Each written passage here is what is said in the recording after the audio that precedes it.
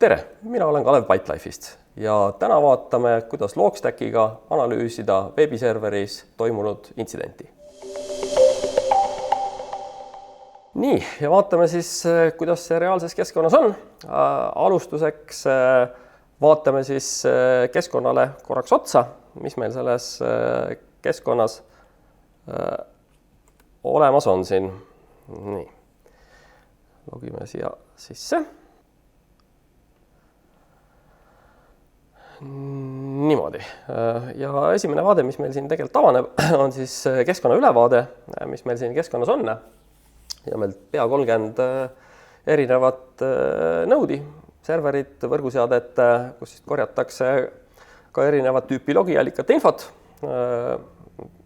süsteemsed infod, teenuste infod, võrgutaseme infod ja see on selline kiire ülevaade, palju siis parasjagu sisse tuleb.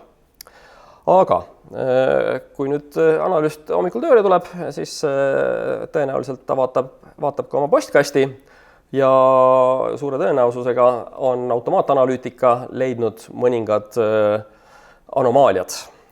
Ja nii ka siin. Meil on näha, et kohe on tulnud siit väike hunnik kirju, 2 tükki lausa. Esiteks, et siis kuskil on ühenduste arv liiga palju kasvanud ja kusagil on integrity kaotuseks, siis mingeid faile on muudetud seal, kus neid muutma ei peaks. Ehk siis esimene, mis me siit kõrva taha paneme, siit on kohe näha, me ei pea isegi seda meili lahti tegema, et selline aadress nagu 4417 on seotud esimese vihjega ja teise vihje me võime ka täitsa lahti teha, vaadata korra, mis seal siis sees on. Seal on siis sees, et galeri peal on mingid uued failid tekkinud kuskile veebiserveri kausta ja detaile saame siis vaadata, klikates siia lingile. Ehk siis me võiks vaadata, mis selle failiga edasi tehakse. Ja selle uurimiseks me võiksime minna korraks ja uurida, võtame selle kaasa endale siit protsessi, mis selle protsessi veeketiga veel seotud on ja vaatame, millised protsessid siin lähikonnas veel juhtusid. Ja jõuame protsesside tabelile, et siin on kohe meil veeketiga sõnum välja filtreeritud ja siit on meil kohe võimalik kenasti välja lugeda, kust koha pealt see kahtlase väärtusega fail pärit on siis näha aadress 111, 38, 210, 117. Ehk siis selle koha pealt on võimalik saada kahtlasi faile. Ehk me võime selle aadressi endale kuskile üles kirjutada, panna kuskile case notesidesse. Näituseks siin samas keskkonnas on olemas ka case management, et me võime teha kiiresti ühe uue case'i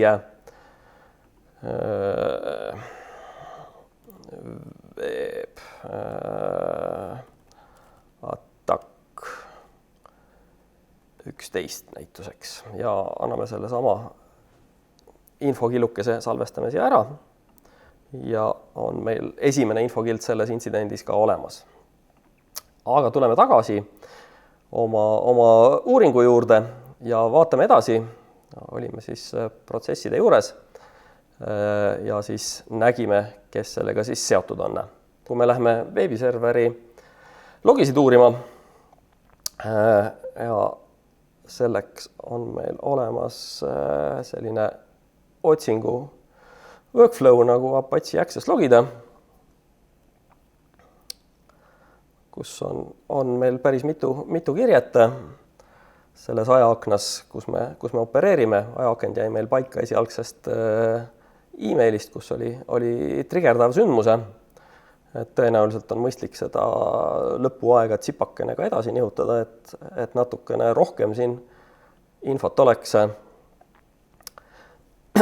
Ja mida me siis nüüd siit teame? Teame seda, et oli fail PHP oli selline huvitav fail, mille käitumist me tahaksime näha ja kuna meil on kõik ära normaliseeritud, siis võiksime vaadata relevantsetest komponentidest ainult, kust me seda otsida tahame. URL query näiteks võiks olla selline üks kohtadest, kust seda võiks otsida.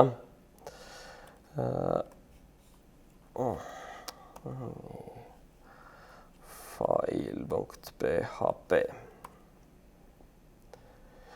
Nii, ja mida me siit siis nagu näeme?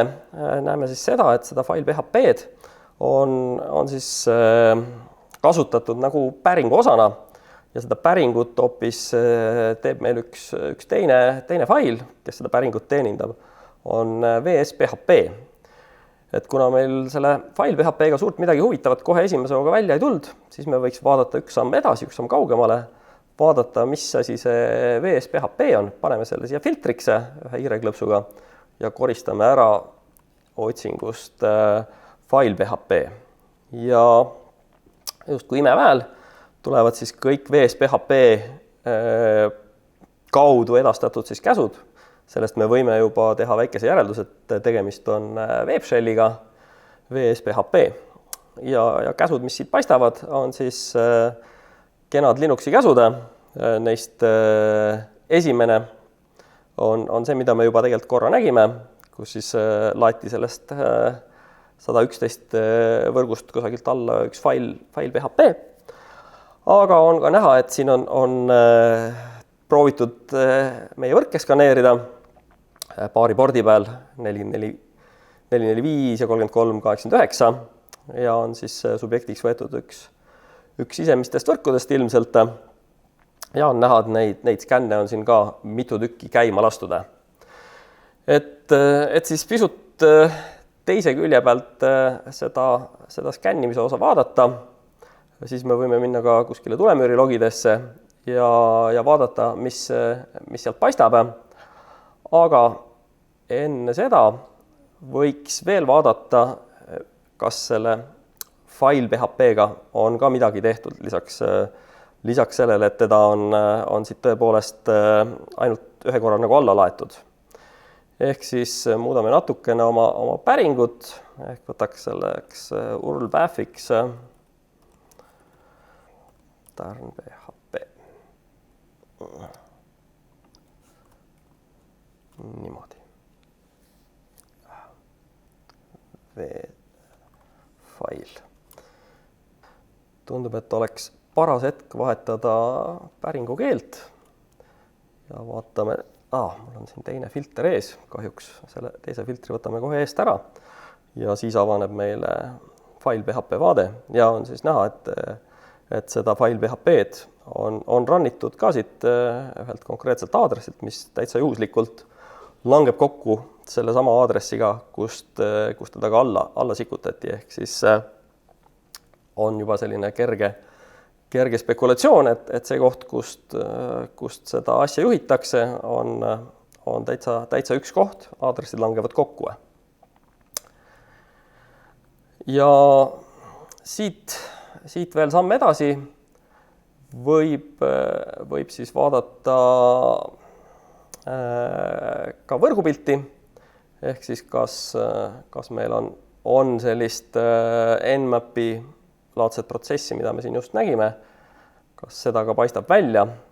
Selleks me võime võtta mõne võrguanalüütika dashboardi, näiteks firewall dashboard näituseks ja võime siit kohe kiiresti tuvastada, et seesama 10.44.1.7 ala gallery on siin suure ühenduste kasvuga olnud. Ja kui me nüüd tahaks natukene detailsemalt näha, et kuidas need ühendused siis on kasvanud, siis paneme siia lihtsalt filtriks selle sama aadressi ja selle peale filtreeritakse meie ülejäänud pilt kenasti välja ja siit on siis võimalik näha, kuhu suunda siis edasi on liigutud. On siis selline aadress nagu 25 on saanud üsna palju detailseid päringuid ja siin on ka teisi sisevõrgu aadresse, mis kõik on on skaneeringu all justkui olnud. Millega on siis skaneeritud, on siis 443, 80 ja see tõenäoliselt ei ole skaneering, 3306 ehk siin on veel kolmas port ka, 3389 ja 445 ehk siis selline neli poppi porti on siis läbi uuritud, et mida siis nendega, millised teenused siis sisevõrgust nendele vastavad. Ja sellega võiks selle demostsenaariumiga kokku võtta, et siit oli siis näha, et sõltuvalt allikatüübist, kust meil logi pärineb, on siis võimalik näha erinevaid aspekte ja analüüsida nii ründaja päritolu kui ka seda, mis ta siis edasi on teinud või kuhu suunda ta on edasi liikunud. Täname vaatamast!